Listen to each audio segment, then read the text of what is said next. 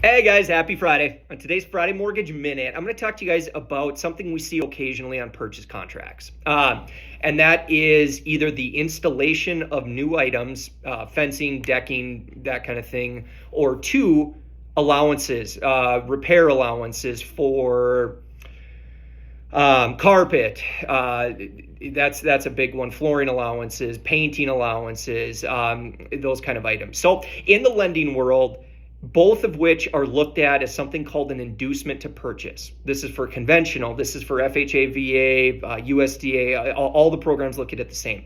But essentially what an inducement to purchase is it makes it a non-saleable loan, meaning us as a lender, we will not do them. We cannot do them.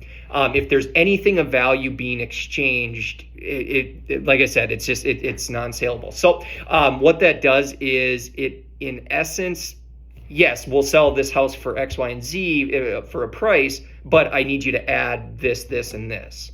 So, like I said, all agency programs, they're looked at, and they do not allow allowances, and they do not allow additional items.